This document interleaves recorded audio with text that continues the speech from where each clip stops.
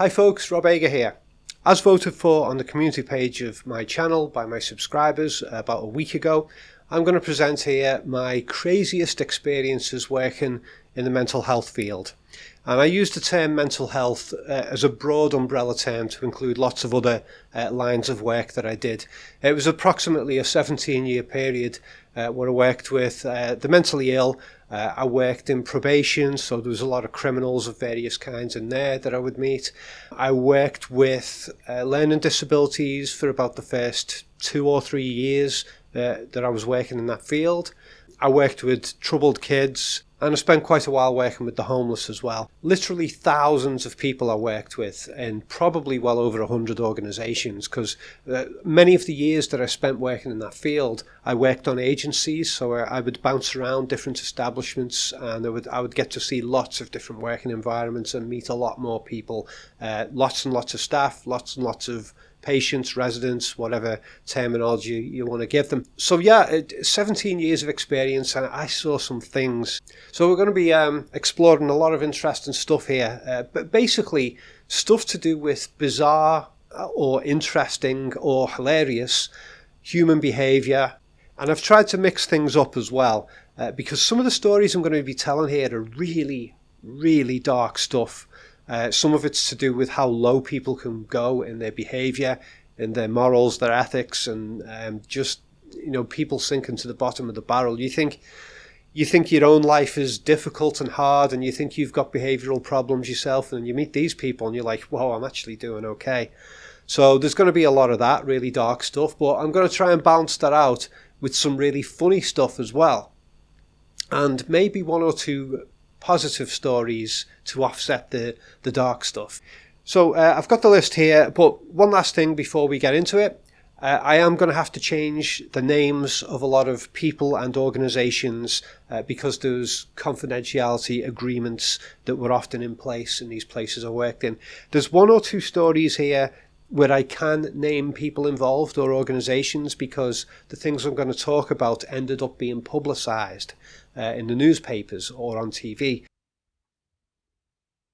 So we'll start off with a funny one, which is when I worked with alcoholics in a homeless hostel. And, you know, working with the homeless, I don't know what it's like now, but when I worked in it, the vast, vast majority of homeless people who were in the hostels were either alcoholics or drug addicts. And generally, there was plenty of facilities and services available to get homeless people off the streets and into a property. Anybody who was on the streets who genuinely wanted to get back on their feet, the services were generally available. That's what I found in the years that I worked in it. But it tended to be the alcoholics and the drug addicts who would continuously get themselves kicked out of their accommodations by landlords or by councils because just their behaviour, they'd wreck the place, they'd bring all the friends round, cause trouble with the neighbours, get into fights with neighbours, stuff like that. And some of them just seem to have an attitude of just preferring to live on the streets. A lot of them actually really enjoyed the alcoholic live on the streets, in and out of hostels lifestyle. A lot of them, they loved it. It may sound a bit bizarre because a lot of people who haven't worked in that field, they tend to think of working with the homeless as being like, oh, these poor people who society has let down. That was not my experience. Most of them had really let themselves down. And that may sound heartless, but anyway, there will be some more stories about the issue of the homeless as we go through. But the first one I want to tell is a funny one. These homeless guys were always playing pranks on each other. And, you know, one of them would get so drunk he could barely stand up, or, you know, he was collapsed on the floor, and, you know, but he's still alive. And so sometimes the others would do stupid things to them while they were knocked out. I don't mean like really bad stuff, but in this instance, it was in a park near where I live. I worked in this homeless hostel, which was by that park. And they'd got this guy in the middle of broad daylight who was completely drunk and out for the count. And they propped him up in a field near one of the paths. They propped him up with face down, but with his knees tucked up under his belly. Well, actually, no, they positioned his legs so that his backside was sticking right out in the air, and they pulled his pants and his underpants down, and they left him like that. So the people in the park were walking through, in the middle of summer, groups of, families, whatever, couples, walking through, and they would just see this guy's arse and his bits hanging down. And they left him like that in the middle of the park, and the police came and got him and took him away, and he got fined about £450 for indecent exposure, but it wasn't actually his fault. The second on the list, this is a similar one actually, in the same hostel. The hostel was placed next door to a hotel, and this hotel had like a huge function room with big windows. And they tend to have a lot of wedding parties in this hotel. I've actually been to 1 or 2 wedding parties there myself. But all of these windows, huge windows, they were all facing the homeless hostel where I worked. So I was on shift there one night, and there used to be a sort of like a shed, like a small glass shelter that was in the backyard of the homeless hostel. And the drunks, they weren't allowed to drink alcohol in the hostel, but they were allowed to go out and sit in this shelter at the back and drink there. And we had that shelter because if we didn't have it, then they would just go around drinking in the local streets, and people were complaining about, why is there so many drunks hanging around? So yeah, we allowed them to drink in this shed at the back. And so I went out there, it was like 9 o'clock at night, or staff would have to go out and say to them, look, you need to come in now, shed's closed, hand us your alcohol bottles and we'll store them away. We'll give them back to you when you leave the hostel in the morning if you're going out. And so we've got to get everybody inside. So this one guy was pretty much knocked out, too drunk to get up, lost consciousness. And but this was a really big guy. I mean, he must have been at least 6'4", maybe 6'6", and he was quite heavy. So I said to all the other drunks, I said, well, we're going to have to get him in. Can you guys help me carry him in? There's no way I can carry this guy. But half of these guys were drunk themselves. So there's me and a load of drunks trying to carry this one heavy guy in. We've got a leg or an arm each, and really struggling with him, and laughing our heads off trying to carry the guy in. But his pants kept falling down. And so we get him around the side of the building. We're like, okay, we're going to have to take him through this. There's like a doorway that leads downwards towards the basement. Otherwise, we've got to carry him right round the front of the building and get him in there. So let's get him in this side door going down, and then we'll take him up the stairs up to his room. So we're trying to get him through, get him to this side door. And I turned and I looked at the hotel where there was a wedding party going on, I think it was.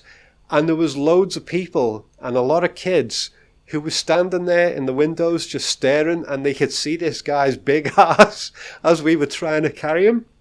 And, his pants kept falling down. I was like, oh my God, quick, get him in. So then we pull him in the side door of the building, and we're trying to get him up the stairs. And there was one part that it was so funny, I just died with laughter, and I couldn't physically do any more carrying because of it. They're trying to get him up the stairs, and this one guy is pushing against his arse, but the guy's pants had fallen down, and this guy was pushing the guy's arse cheeks, big red arse cheeks. And the other guys, they sort of lost their grip of him, and the guy fell back, and the big arse went in this drunk guy's face, and he was stuck in the corner. He was like, oh, get him off me, get him off me. And, me and the other staff member, he was just in the corner, just like creased, could barely stand up. And so we eventually got him upstairs, and that was that. So that was the kind of funny stuff that we'd sometimes see. Right, so this one was from when I first started out and I was working with learning disabilities. There was a few different houses that this company had, and each one would have like 2 or 3 learning disability residents, and it was pretty good, the services that were given to these people at the time. There were actually a lot of money was provided, and for a long time these learning disability people, they'd been kept for decades in these really horrible institutions where there'd be like 50 of them in one building, and there'd be a lot of abuse between them, a lot of violence between them, and they had no kind of life. It was like the kind of classic insane asylum situation that you see in movies, you know, like towards the end of Midnight Express, or maybe not as bad as that, but, you know, getting towards that area. And so at the time, the government had changed all the rules and got all these people out of these institutions and put them into the community in houses, and then people like myself and others would go in and we would look after them. We'd do shift work looking after them, and they'd get to have proper meals, they'd have space, nice furniture, nice and relaxing. We'd take them for days out and stuff like that. It was really good for these people. So anyway, I was working in one of these houses for this company, and one of the other houses, one that I didn't work in, two of the guys who worked there were brothers, and they were looking after some of the most difficult learning disability people. They had one guy there who constantly was rocking back and forth, anxious all the time, couldn't speak a word, could barely communicate, some sort of brain damage. I don't know exactly what it was. But yeah, this guy, communication was, it seemed almost impossible with this guy. And he was constantly worked up all the time. You had to have the kitchen locked up and stuff like that. There were times when I went round to that property with some of the people I was looking after, and we'd pay a visit, and I'd get to see what the shifts were like, and I'd be like, oh my God, don't want to work in this place.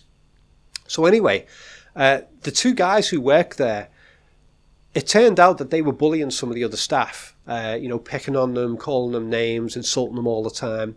And one of the staff decided to go to the management and tell them. So he did. And then a load of other staff came forward who'd also been bullied by these two brothers.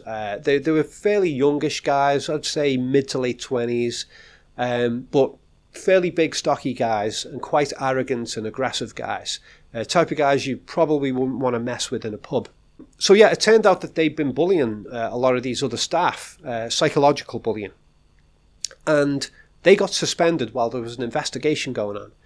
And after they got suspended, within a couple of weeks, the difficult patient that they had, the difficult client, patient, whatever word you want to use, they keep changing the words over the years of what you're supposed to call these people. Let's just call them patient for now. The difficult patient that they had, he suddenly chilled out. Like, this was unheard of for this guy. Once these two staff members were out of the building, he became really relaxed. He stopped rocking back and forth. He stopped trying to raid the kitchen. He stopped fumbling and wrestling with people all the time and going crazy. And he became so relaxed within a couple of weeks that staff members were actually able to sit and read a book while he was watching TV. And that was virtually impossible beforehand. And so more investigation was done into all that.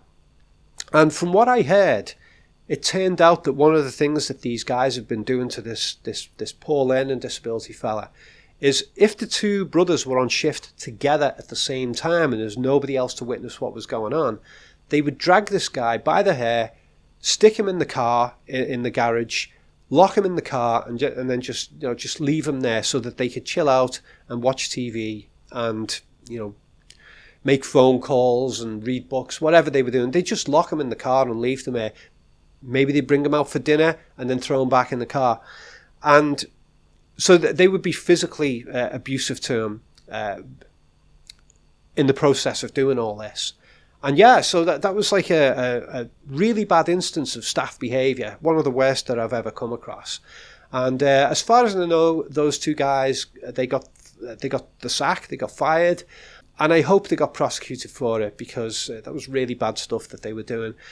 So yeah, that was a dark one. And most of the staff that I worked with over the years were pretty good, but occasionally there would be people who would come into the care field who were anything but caring people. It's a funny thing. There's what's that movie? One Flew Over the Cuckoo's Nest. The Nurse Ratched types.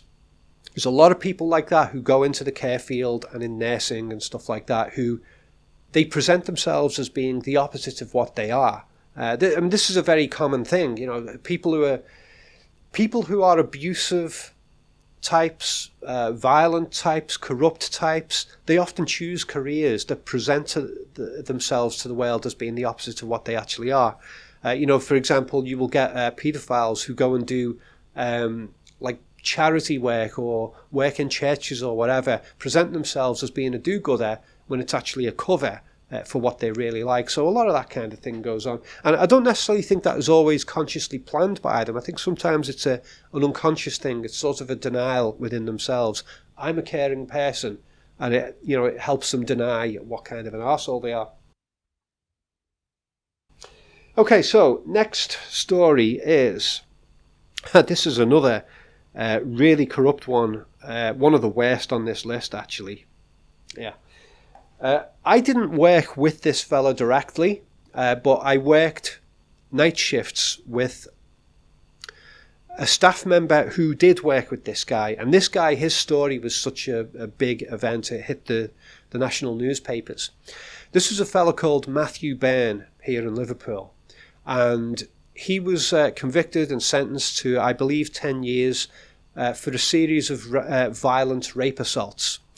This guy was a big, stocky, ginger-headed guy. Apparently, he was very chirpy and happy all the time. That's what I got told by the staff member who worked with him. She worked very, very closely with him. And he was the director of the Young People's Advisory Service in Liverpool. What a cover for the person that he was. So he was a big career guy, always moving up the ladder. And I did some reading up on him later, and I found out that at one point, during this series of rapes that he was doing over the course of, I think it was 12 years, at one point, he was actually a candidate to be an MP in the British Parliament. And I think it was for the Liberal Democrat Party. They put him up as a candidate, and obviously they didn't know what he was like, at least I hope they didn't. He was a candidate to be an MP in the British Parliament at the same time that he was committing a series of serial rapes, violent serial rapes, that went on for something like 12 years. He was also on the board member of a leadership training organisation that operates all across Britain called Common Purpose. They've actually got a website, and they go into schools and recruit young people who they believe have got the potential to be future leaders, and they train them up and give them a career boost and shoot them up the ladder. It's a very strange organisation.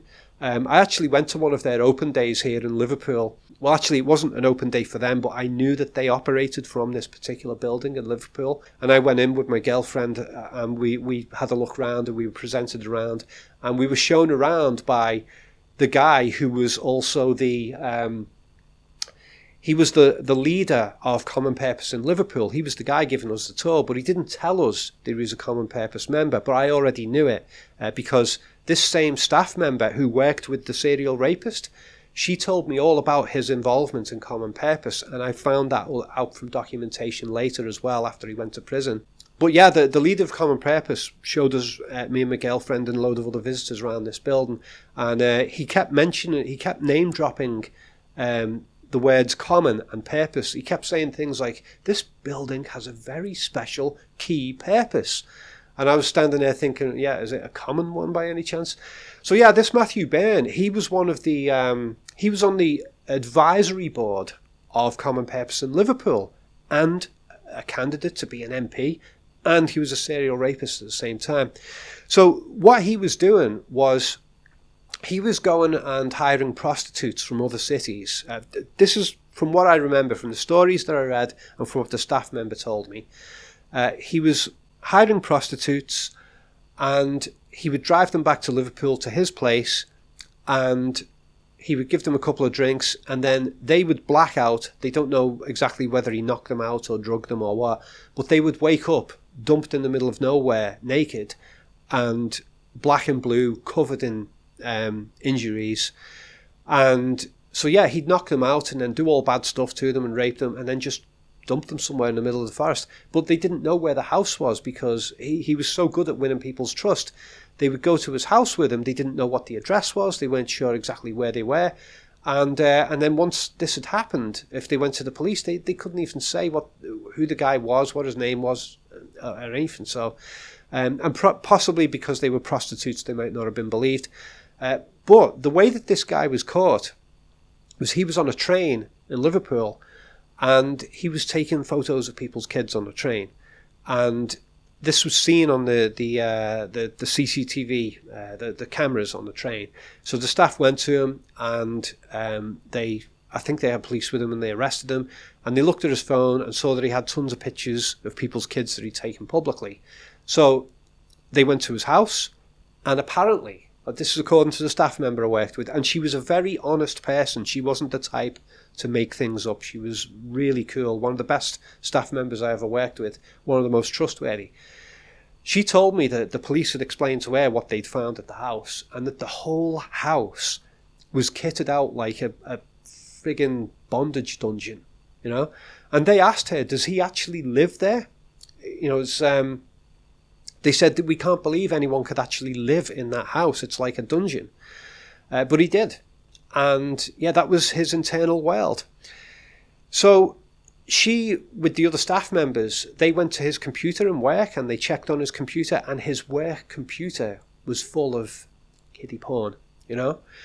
And so they showed that to the police, and yeah, this guy, he got sent down for 10 years, you know. So this was an unbelievably scary story, because, you know, this is a guy who's quite a high-profile member of the community, moving his way up the ladder in politics, moving his way up the other career ladders with organisations like Common Purpose. And it turns out he was a serial rapist and a pedo. I don't know if he ever acted on the pedo stuff, but God knows what kind of behaviour he would have gotten into later down the line. God knows what other crimes he committed that he wasn't caught for. So yeah, that's a really dark one. You can look that guy up, Matthew Byrne, serial rapist, here in Liverpool. And as far as I know, he's actually out of prison now. Oh, why they only gave him 10 years, I'm not sure. This one is both an example of corruption, mild corruption, but also kind of funny. This goes back to the learning disabilities organisations I worked for. The very first one I worked for here in Liverpool was run by a family, and they were pretty much in it for the money, from what I remember. And when I left that company, there'd been a lot of bad stuff that had happened there. For example, I'd caught a resident abusing other residents. This guy was supposedly a learning disability person, but he'd somehow managed to fake it. That was the impression I got, because like I'd be writing my reports on the shift, and he could read the reports upside down from the other side of the table. How many learning disability people can do that? I'd say this guy probably had a social disability from the difficult life that he'd had. But he was physically actually abusing some of the other residents who were actually proper learning disability women. And I'd caught him doing it, and I'd reported it and stuff like that. But somehow he got kept in the building. I thought they would have got him moved out. I was very young at the time. I was only like 23. And I didn't really know much about the legal aspects or how the industry is structured, the care industry, and what the rules were with the councils and stuff like that. I was just reporting what I was seeing, and I was just trusting that management would do the right thing. Of course, they didn't. So I left that company later down the line to go somewhere else where the wages were better. And I'd heard various things over the years about this original company, that they kept changing their name every couple of years. And I assumed that this was probably so that they could move on from the bad reputation that they were getting from time to time. And I came across a brochure for this company under a new name. And it was advertising their services for looking after people with learning disabilities, looking after them in public housing.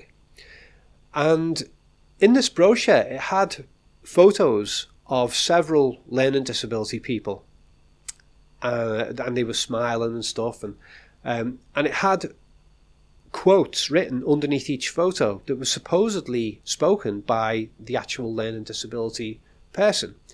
You know, quotes like, "Oh, this company has done such wonderful things for me. I had these problems before. Now my life is so great," and all that. And And I was looking at this stuff and I was thinking, I've worked with all of these guys.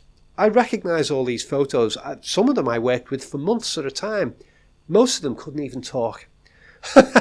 One of them, we had to use this sign language called Makaton, which is an extremely simplified sign language for the most extreme learning disability people. I think there may be about like 10 or 20 basic signs that you can do with it. And that's all that the learning disability person would be able to handle. It's like they had a sign language vocabulary of less than 20 words. And that's how we had to communicate with him. And he could occasionally speak some words vaguely, but they were mostly swear words. It was always a funny thing. A lot of the people who didn't have a decent speech ability, they did seem to have the ability to swear, which was always quite funny.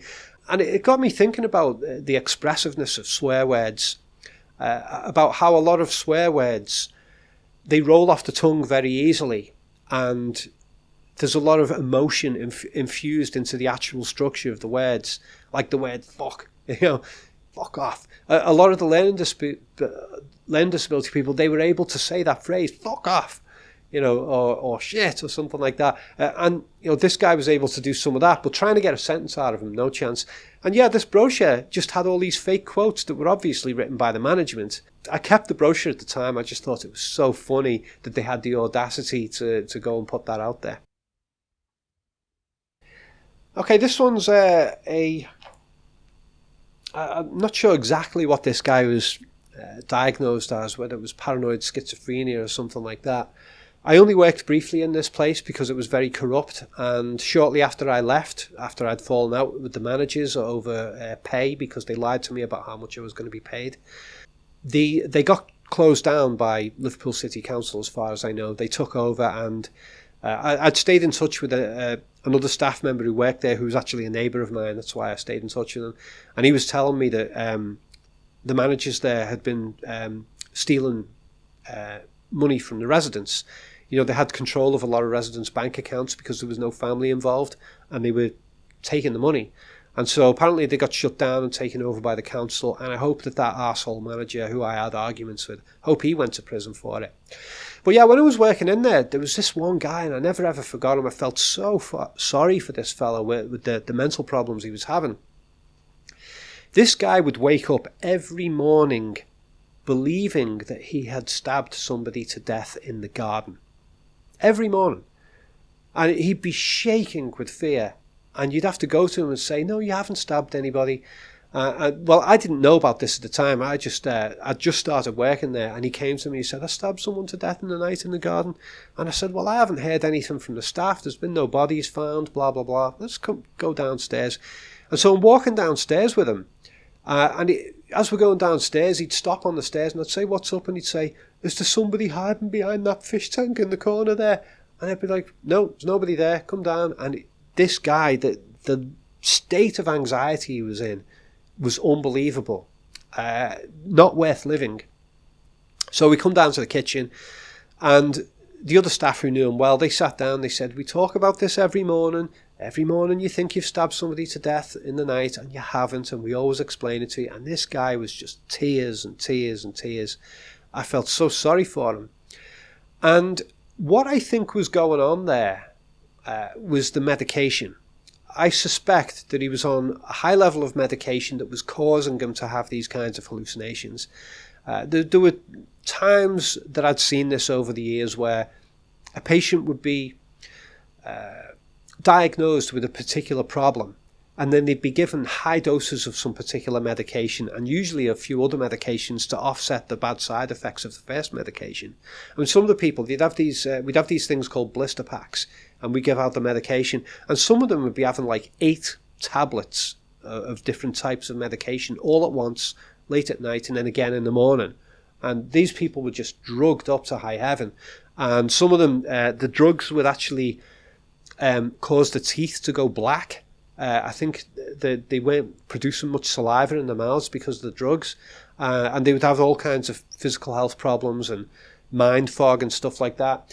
And the impression I got over the years was that a lot of the time these drugs were just basically used to just suppress these people so that they couldn't go wild behaviourally.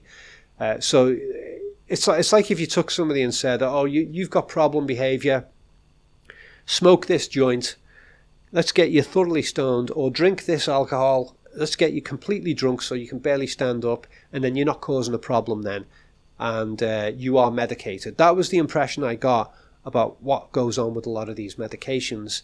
They are very controversial. And I suspect that this guy who believed he'd stab someone every morning, I suspect that the drugs that he was on was causing that. And actually, there's going to be another example I'm going to give later of the drugs issue, which is a similar type of thing. Oh, actually, yeah, the one I just mentioned, that's the next one on the list because it's kind of related. Yeah, so there was this other guy. This guy was not a mental health patient. He was a homeless hostel.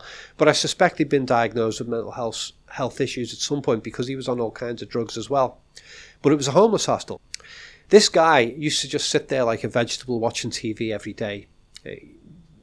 You wouldn't really get any conversation out of him. He might come in and say, I'm going to pay for my lunch, because they'd pay a small amount and they'd get a lunch downstairs. They'd get a meal cooked for them. So he'd come in the office to pay for his meal. But other than that, you never really heard a word from him. So he'd just sit in the lounge watching TV all day, just absolutely wiped out. And I always got the impression that he was just a really quiet, subdued, introverted guy. And a new psychiatrist took over to watch over this guy, to watch over his medication and assess him and that type of thing. And this psychiatrist said, bloody hell, this guy's on an extremely high dose of this particular drug. We're gonna cut that right down. And I think he cut it down to like a quarter of what it was, or something like that. And within a week or two, this guy sprung to life. Suddenly, he was Mr. Conversation, Mr. Confidence. Come in the office with a big grin on his face. Hey, how you doing? And he knew how to talk and, relate to people. And we were like, what? 7 years this guy had been drugged up on an extremely high dose and was a vegetable. And then suddenly he comes to life. And I thought, my God, if this guy had somebody to represent him in a court claim, this guy could get one hell of a payout for what he's been through. But there's a dark side to this one. It turns out he was also kind of psychopathic as well. He and a few other residents who were there, they'd formed a little team, and they were the most confident, outgoing guys in the homeless hostel. And they weren't as severe on the drinking as the other ones. In fact, I think one or two of them didn't really drink much at all. And they started bullying people in the hostel. And this guy who had got off this high dose of medication, he became part of their crew. And it turned out he was a psycho bully. I mean, you'd see this guy walking down the street with his coat over his shoulder and a Hawaiian shirt. And he'd be saying hello to everyone and just full of life. But yeah, he had this dark side to him, and we found out how dark they were because one of the other residents came in, and I didn't get to see this personally, but I read the logbooks on it, and the other staff member told me this is what he'd showed her. He came into the office limping, and he went to her and he said, "Look what they did to me." And he pulled his pants down, and he had burn marks down there in the groin area. There was like an empty block of flats that was next to the homeless hostel. And a lot of the drunks used to go and drink in this block of flats. Drug addicts would go there as well. And this building was just like a haven for them. It was like, this is where they'd go. They'd sleep, they'd hang out, they'd get high, they'd do whatever they do. And nobody would ever bother them because hardly anybody knew that they were in there doing stuff. And so this guy had been lured into there, the one with the injuries, and apparently he owed like £20 to one of them or something like that. And so they got him in this building and they tortured him, and they shoved a bottle up his backside and burned his genitals. They'd actually recorded it on the mobile phones as well. They'd recorded them, the act of doing it, and they were laughing at him and stuff. And the police got them and arrested them and confiscated the phones, found all the footage, but they couldn't prosecute them because the guy who had the injuries was so drunk at the time that he was considered an unreliable witness. And so nothing happened to them. I think they may have got kicked out of the hostel permanently, or I can't remember. But yeah, that was a pretty dark one, that. And these guys who did this, I used to see them begging on the streets, because a lot of the people who lived in the homeless hostels, they would beg on the streets, and they would sell this magazine called The Big Issue, which is a local magazine in Liverpool. I think they sell it in Manchester as well. It's a magazine that gives news about the homeless. So they have the homeless people selling The Big Issue magazine on the streets. And you'd walk past them and they say, "Big issue, sir, big issue," and you might give them £1 and take a copy of it. But some of these guys who did this act, they would be seen outselling The Big Issue. And I saw a lot of this, where there would be homeless guys who would go out on the streets and beg, and they would make out that they didn't have anywhere to stay when they actually had the homeless hostel to stay in. And they would say things to people like, "Can I get some money so that I can get into a homeless hostel tonight?" But you didn't have to pay to get in the homeless hostel. If you were homeless, they would house you if there was room. But a lot of them would get kicked out of the homeless hostels because of the behaviour. But then the story to people on the street was always, "Oh, the system's let me down so much, I'm a big victim." But a lot of them were real arseholes, very manipulative liars. I'd see some of them begging in my neighbourhood, and then an hour later I'd see one of them mugging another, stealing money off them. There was even incidents where there'd be things like, one resident was desperate for a drink and they would do anything to get a drink, they're extreme addicts. And another one would say, "Well, give me a blowjob and I'll give you a bottle." And they'd do it. Things like that would go on. Oh, it was awful. And the homeless hostels were like a museum of horrible smells, because most of them never ever got a bath. They never got a shower. We had showers in the building, but they'd never shower. And there was one incident, this one cracked me up. Middle of summer, these guys would just wear the same clothes every day. They'd sleep in the same clothes, no pajamas or nothing like that. They just wear the same clothes constantly, never take them off, and they would absolutely stink. So I hated doing building checks, because you go around the building and it would just be like every hall would have some horrible, unusual combination of smells, to do with body odour and horrible, really cheap forms of alcohol that they've been drinking that have been spilled on the floor and stuff. I used to hold my nose going around the building doing a building check. But yeah, one of these guys, I saw him walking in the streets near me, where all the cafes and restaurants are that I go to. And middle of summer, he's walking down the street with a bloody winter coat on. And some other guy who recognised him over the street, who looked like a more normal guy, not a homeless guy, shouts over to him and he says, "Hey, Billy, how you doing?"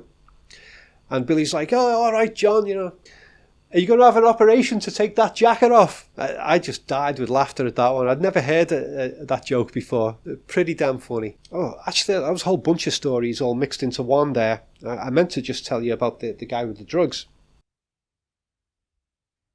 Oh yeah, and just leading on from that, there's just one issue I wanted to raise here, was that this is really important, and I've not heard much talk about this. I think there may have been 1 or 2 newspaper articles that came out about this years back, but it never really got the traction. Basically, the government was paying these people to drink themselves to death. Their alcoholism was classed as a mental illness, as if they had some disability or something. And they would get paid, it was about £350 a week, which was quite a lot at the time. Certainly a lot for a person who's homeless. They pay them about £350 a week to look after themselves, but all of that money would just get spent on alcohol. And so what used to happen in that particular hostel that I worked in was the residents would take turns buying all the alcohol for each other. So, they'd get up in the morning, it's like, who's getting the benefits paid today? Who's getting their welfare, as you guys call it in America? Who's getting their gyro today? They get a gyro check. They take it to the post office and they get their cash. And they'll say, oh, Frank's getting his today. And they'd get, "Frank, are you buying the ale today?" So Frank would go to the post office, buy the alcohol, And by the way, that's not the real guy's name. This happened with lots of residents, just a made-up name for it. Go to the post office, withdraw his entire £350, go back to the hostel, and head to the off license to buy loads and loads of bottles of alcohol. And he would just supply everybody with alcohol for the day, and they'd all just party, go out, get drunk, blah, blah, blah, blah. And then the next day, who's getting the benefits today? Oh, nobody's got one. Oh, we're all going to have to go out and beg for money to get our alcohol. Or maybe somebody's stashed some money away, and they were always stealing off each other and thieving each other's booze. And then the next day, oh, so-and-so's getting his benefits today, so he can buy all the alcohol. And that's what they would do. They would take turns just buying all the ale so that they could all have a drinking party every day. And that was the lifestyle. But the government was paying for that.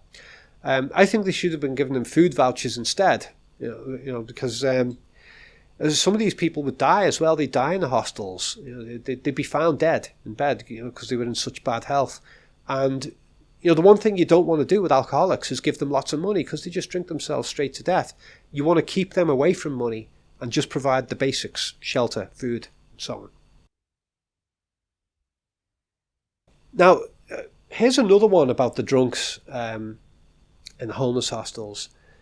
This is a dark story, very dark story, but with a positive ending. Weird one, this. Some of the drunks would have a girlfriend, and the girlfriend would be an alcoholic as well. And this one guy, he was a bit more socially capable than the other drunks, maybe a bit more intelligent. He probably was quite a bit more intelligent. And he had this girlfriend, and she was a severe alcoholic as well. And they wouldn't have the men and women in the same alcoholic hostel, because then you get rapes and stuff and pregnancies and that. So you'd have a male hostels for the homeless and female hostel elsewhere in a different part of the city. And I think she lived in one of them. So this was his girlfriend. And he was always having like domestic fights with her. When I say domestic, it would be out in public, because they didn't have a domestic place to have a fight, but they'd have boyfriend-girlfriend fights. And she suddenly died of concussion one day. And the other residents were telling me that they'd seen him having a fight with her in the park, and he'd stamped on her head during the fight, domestic fight. Stamps on her head. Next day she dies from concussion. But the police never arrested this guy for it, because, well, the other drunks, they weren't going to go to the police and say anything. I mean, they all hated the police anyway. Because the police got in the way of them living their lifestyle that they wanted to live. But yeah, they told me about this guy stamping on her head. As far as I know, he killed her, basically. But he was sat in the hallway crying his eyes out. And this was like 2 days after that she died. Crying his eyes out in the hall, just sat in a chair, and I was doing my building check, and he looked at me and he was just absolutely distraught. Probably full of guilt, because he knew what he'd done. And I went over to him, and he was saying, "Oh my God, she's dead," and blah blah blah blah blah. And it was like, and he was saying, like, I was such an arsehole to her and stuff like that, and I could have treated her better and all this. And I could have easily just said to him, you fucking scumbag, you killed her, blah blah blah blah. But I thought, what's the point? She's gone. It's done. It's over. And so I just kneeled down with this guy, and I sort of like held his hand, and he put his head on my shoulder, and he cried his eyes out. And I was just like kind of numb about it. I felt sorry for him, but at the same time, I felt really bad about what happened to her. So that was a very strange experience, that one. I had empathy, but at the same time, I held him fully responsible for her death. And it was about a year later. I think I'd stopped working at the place at the time, but I used to bump into some of the staff who worked there, and they would tell me about things that were going on. Sometimes confidentiality would be broken, but, I was a trusted staff member. So sometimes I'd bump into staff and they'd tell me how things were going. And it was very rare in that particular hostel that there would be a drunk who would get himself clean and sort himself out. But I got told that this guy did, the guy who killed his girlfriend. Apparently he was so racked with guilt and grief that he went into rehab. because rehab was always available for these people, but a lot of them just didn't want to take it. And so apparently he went into rehab and got himself sorted out. And they were telling me that they'd seen him around, and he now had a flat, and you'd see him walking around wearing nice clothes and behaving. He wouldn't touch alcohol anymore. And apparently he was either doing voluntary work or got himself a job or something, I don't know, but apparently he had completely reformed and was no longer an alcoholic, or at least no longer an alcoholic who was in the process of drinking himself to death. Apparently he stopped drinking. So yeah, I mean, that was one of the things that it showed me, that a lot of the time when these people are at the bottom of the barrel and their lives are falling apart, it takes a really severe event to get them to sort themselves out. And with him, it actually took a murder as being the thing that sorted him out.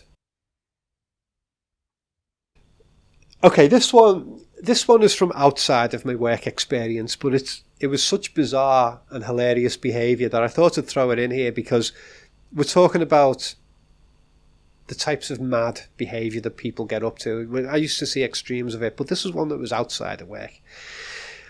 This certain person I knew, who I lived with for a while, he was older than me. He was like a house. It was like a house share.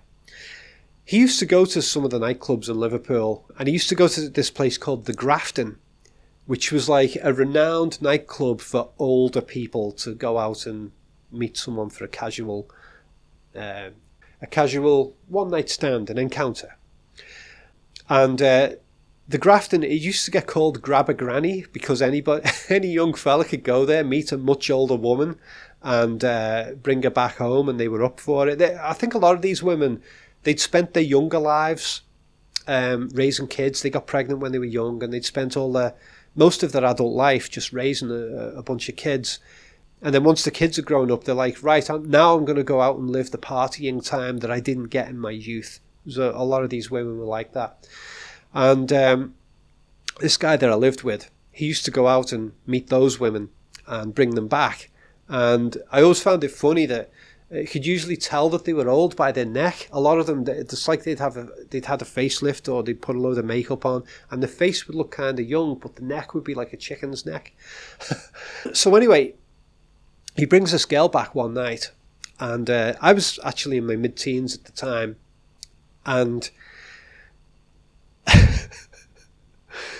so I'm watching TV late at night. He comes back with this older woman from a nightclub, and he goes upstairs with her, and obviously they're going to have sex. And a while later, he comes down, and he sits on the couch, and he looks pissed off. And I said to him, "What's up?" Let's call this guy Jamie. I'm not going to tell you his real name. So I says to Jamie, "What's up?" And Jamie looks at me and he says, "She's a dirty bitch. I don't like her." I said, "What?" He said he wants me to do it up the arse. He said, "No, I'm not into that. I'm not into anal intercourse. That's for filthy people." He didn't like that. And she'd been like nagging him that she wanted him to do that. And he's like, no. So he left the room. Oh, by the way, before I continue with this story, this gets very, very filthy and disgusting, but it's extremely funny as well. I'll have these stories bookmarked on the timeline of this video. So if you don't want to deal with something that's quite disgusting, then you can just skip to the next story. But if you can stomach it, I recommend you listen to this one, because it is unusual and hilarious. So he sat on the couch, and he's like pissed off. He didn't enjoy this encounter with her. And we're just watching TV. And a short while later, she comes down from upstairs, and she's all dressed. And she comes down, she sits on the couch, and she turns to Jamie, and she says, "You can take me home now." I'm like, okay. And she looked happy. So we took her home, and we didn't think anything more of it. It was just like, yeah, whatever. That was just another weird woman from the Grafton Grab a Granny nightclub. So it was about a week or two later. I think it was about 2 weeks later. I'm sat there one evening watching TV again, and he comes in, sits down, and he looks pissed off again. And I said to him, "What's up with you?" And Jamie says, he says, you know that dirty bitch who I brought back last week? And she wanted me to do her up the arse, and I said no. And then she came down with a smile on her face and said, take me home. I was like, yeah, oh yeah, I forgot about that. But yeah, now that you mention it, I remember it. And he said, you know what she did while we were talking and she was upstairs that night? I was like, what? And he said, I've got some dildos in the cupboard. And she got one of the dildos and used it on herself, did herself up the arse. And then she came down, she'd satisfied herself, came down and said, take me home. And I just started laughing. I thought it was funny, you know. But he looked really pissed off about it.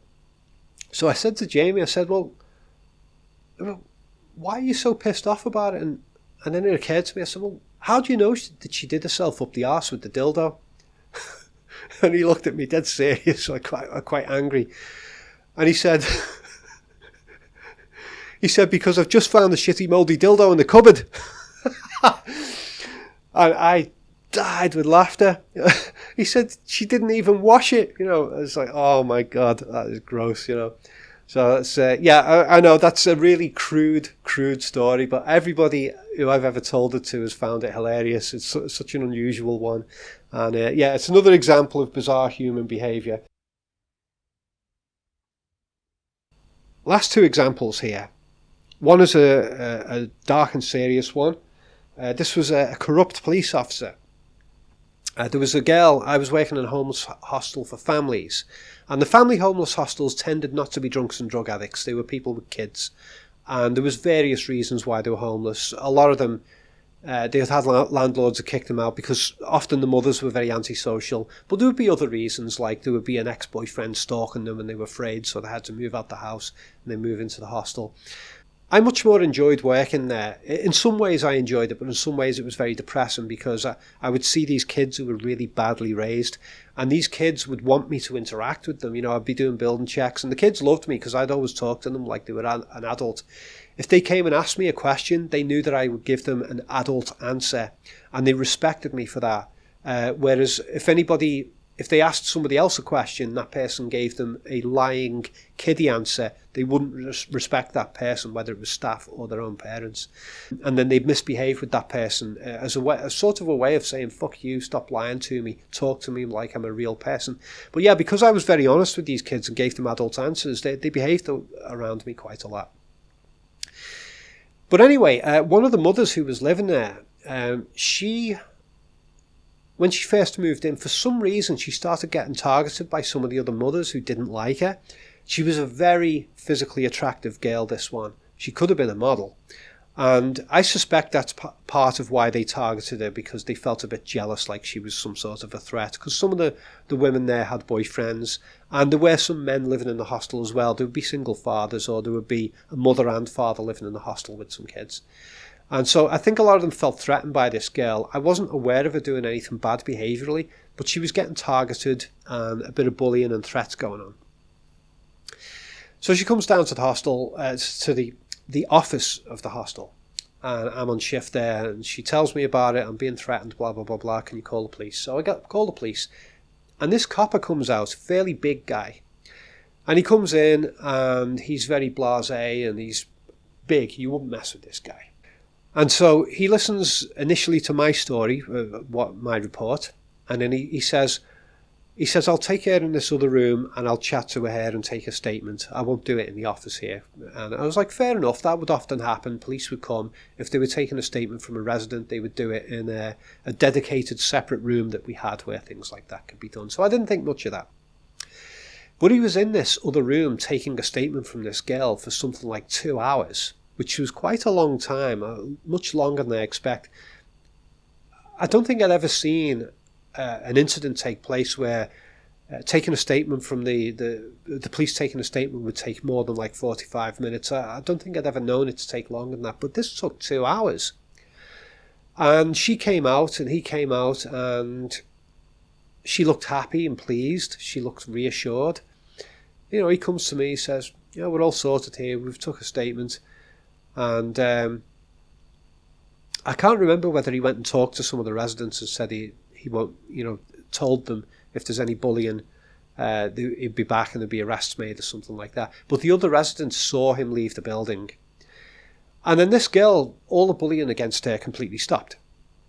And within the next few days, some of the other residents started saying that they'd seen her out with this guy, that she was actually involved with him and she was having sex with him in his car. And they'd seen him in the car. He'd show up in his police car and she would get in the car with him. And they'd be there for a while and she would give some services to him. And that was her way of making sure that she got protection. And so these other girls were terrified to bully her because it's like, oh my God, she's got a big police officer as her boyfriend now. And I didn't contact the police about this because I already knew from various places that I've worked in and previous involvements with authorities in different ways, I already knew that if some staff member gets reported for something, the vast majority of the time there is a cover-up. The vast majority of the time the other staff members will lie on record in order to protect their other staff member. Everybody watches each other's backs. And I thought, well, I don't want to report this guy and then have police as my enemy. Of course, if this guy had gone and done something violent to one of the residents or something like that, then yeah, I would have reported it. But also, I didn't have the absolute proof that this stuff was going on. So I thought I'll just leave it at that, And that girl never got bullied again, and then she eventually moved out, got rehoused. But several years later, I came across a local newspaper article that was talking about a particular police officer who was using his position to sleep with women, protect them. That he'd been doing it for years. That he would find vulnerable girls who'd been being harassed or stalked by an ex-boyfriend or being bullied by neighbours or something like that. And he would offer his personal protection that would fall outside of his police officer duties, that would fall outside of his shifts as a police officer. He would basically assign himself unofficially as a protector of these girls on the condition that they would have sex with him whenever he wanted. And I read that description of this guy and I thought, that is almost certainly the same guy. I can't remember whether there was a photo of him or not, but it said he'd been doing it for multiple years, and it was a couple of years after I'd witnessed this incident. So either it was just him and he'd eventually got caught, or this was a frequent thing that a lot of police officers were doing. So that was a very interesting piece of corruption. But at the same time, you could make the argument that these girls got protection. Not that I'm defending what this guy did, of course, but for them there was a positive outcome at times. Weird one. Okay, and the last on the list here, the stolen shoes incident. Again, this is the homeless hostels. Most of the residents, pretty much all of them, they'd had really, really scruffy, dirty clothes, and their shoes were usually completely worn out, but they never ever bothered buying new clothes. They'd just wear the same old crap, or maybe they'd get passed on some horrible worn clothes from some other residents who didn't want theirs anymore. So yeah, they dressed absolutely terribly. But this one new guy got moved into the hostel, this homeless guy. And this guy had a really nice, clean, spanking, brand new pair of running shoes. Trainers, we call them in Britain. In America, I think you call them running shoes. A nice, gleaming white pair. And this looked so out of place with all the residents. So he moved in, and often when a new resident would be moved into the hostel, the existing residents would usually play some sort of prank on them. So this new guy comes, he moves in, and I think he got drunk, and then he fell asleep in the lounge the next morning. And he woke up later in the morning in the lounge, and his lovely trainers, his shoes were missing. And instead, there was a pair of really stinky, old, torn to pieces slippers that, I don't know, if somebody had found in a skip or something. And they had been put on his feet instead. And his shoes were gone. So he wakes up and he's wearing those, and everybody bursts out laughing. You know, they all pull the prank on him. And he gets pissed off and he leaves. And, you know, he thought, that's it. I've lost my shoes. I'm stuck. You know, I've got no shoes. I'm not going to wear these manky old fallen to pieces slippers. And so he walked all the way up the other end of the city in his socks to his mother's house. And I assume that his mother wouldn't let him live with her because he was an alcoholic. But apparently he had another pair of shoes up there. But he didn't have the bus fare to get up there. So he walked all the way up the other end of the city, something like a 3-hour walk, in his socks. Must have worn his socks out. Gets his other pair of shoes from up there, and then walks all the way back. So something like 6 hours of walking. And he gets back to the hostel, and he goes in the lounge, and he was pissed off. And the original shoes that got stolen from him, they were on the pool table. The residents didn't steal them permanently. They just took them for the day as a joke. And then they left them at the end of the day on the pool table. And he didn't know who'd took them. He just knew that somebody had took them and they put them on the pool table. So he comes in and he'd wasted 6 hours walking up the other end of the city to get his shoes. And they all had a good laugh at that. And the residents used to come in and tell me this stuff. You know, we just pulled a joke on this new guy. Let me tell you what we did. And some of the jokes that they used to think up were hilarious. I was like, where the hell did they get that idea? And just one additional one I just remembered as a result of that was there's this other, this was actually a probation hostel I worked in. It was the other side of the water here in Liverpool. And I was working with another staff member, 2 staff members on shift. And the girl I was working with, she was stunning. She was absolutely gorgeous. She could have been a James Bond leading lady. You know, she was absolutely beautiful. And I was like, wow, I get to work with her for the shift. Amazing. She was lovely, intelligent as well. I had a girlfriend, so, and I wouldn't just try it on with a staff member. But anyway, the residents, they noticed her a lot as well. And she'd been doing a few shifts there. So I'm doing a building check. And I heard a load of shouting in one of the bedrooms. So sometimes the residents would all gather in one person's room and they'd all be chatting away. So I heard a load of shouting in this room and a lot of what sounded like accusations. And I thought, I hope they're not fighting in there. So I snuck down the hall and I listened at the doorway to what they were talking about. What they were doing was there was one particular resident who tended to get very drunk and knocked out, and then he'd wake up and he couldn't remember things that he'd done. And they were all saying to him that he had gone into the office with this staff member and that he'd pulled his thing out and started whacking off in front of her because he was so attracted to her. And they were all screaming at him, "You did it, man. You pulled your cacks down. You were whacking one off right in front of her. We swear to God, that's exactly what you did, man. Ha, ha, ha." And they were all following this story and they were all telling him, "Yeah, we all saw it." And this guy was like, "Oh, no, please tell me I didn't really do it." He hadn't done it. But this was just a joke that they were all playing on him. So I heard that at the door, and it was obviously they were all just having a good laugh and there was no fighting. And I took great amusement from that story, and I just went down and finished the shift and left. So there you go. That's some of the craziest things I've come across in my years working in mental health, probation, homeless, and all that kind of stuff.